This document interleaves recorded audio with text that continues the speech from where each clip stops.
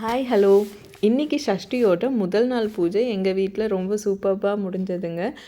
நான் சாமிக்கு வச்ச பூ எதுவுமே வாடவே இல்லை பாருங்களேன். காலையில் வச்சது ரொம்ப ஃப்ரெஷ்ஷாகவே இருந்தது. அண்ட் எகெயின் ஈவினிங்கும் நீங்கள் வச்சுருக்க 6 அகல் விளக்கையும் ஏற்றிட்டு, நான் காமாட்சி அம்மன் விளக்கையும் ஏற்றிட்டு, அண்ட் கந்த சஷ்டி கவசம், வேல்மாறல் அந்த மாதிரி பாராயணம் பண்ண ஆரம்பிச்சிட்டேன். உங்களுக்கு டைம் இருந்துச்சு அப்படின்னா அந்த டைமுக்கு ஏற்ற மாதிரி நீங்கள் பாராயணம் பண்ணுங்கள். அப்படி டைம் இல்லை அப்படின்னா உங்களுக்கு எப்போ ஃப்ரீ டைம் கிடைக்குதோ அந்த நாள் நீங்கள் அந்த நேரத்தில் படிச்சுடுங்க. அண்ட் ஈவினிங் நெய்வேத்தியத்துக்கு பார்த்திங்கன்னா நான் ஆப்பிள் வச்சுருந்தேன். ஸோ நான் பழ விரதம் ஸ்டார்ட் பண்ணியிருக்கேன். அதனால் சாமிக்கு நெய்வேத்தியமாக வைக்கிற பழத்தை நான் சாப்பிட்டு இன்றைக்கி என்னோடய விரதத்தை முடிச்சுடுவேன். அடுத்த நாள் காலையில் எழுந்திரிச்சு இந்த வெத்திலை, கோலம் எல்லாத்தையுமே நான் எடுத்துகிட்டு சாமிக்கு வேறு ஒரு அலங்காரம் பண்ணிவிட்டு நம்ம பூஜையை ஸ்டார்ட் பண்ணிப்பேன்.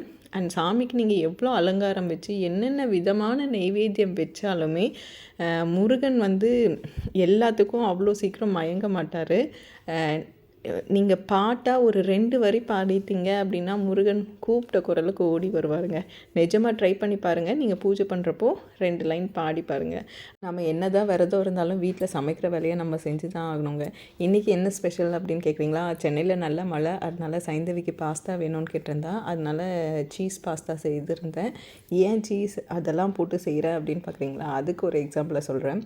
நாங்கள் லாஸ்ட் வீக் ஹோட்டல் போயிருந்தப்போ வெஜ் பிரியாணி ஆர்டர் பண்ணோம். அது வெஜ் பிரியாணியா வெஜ் ஃப்ரைட் ரைஸா என்ன ஏதுன்னே எங்களால் கன்க்ளூஷனுக்கு வரவே முடியல. ஸோ நான் எப்போ ஹோட்டல் போனாலும் ஐதர் வெஜ் பிரியாணி இல்லை வெஜ் ஃப்ரைட் ரைஸ் அந்த மாதிரி தான் ஆர்டர் பண்ணுவோம். ஆனால் அது சம்மந்தமே இருக்காதுங்க.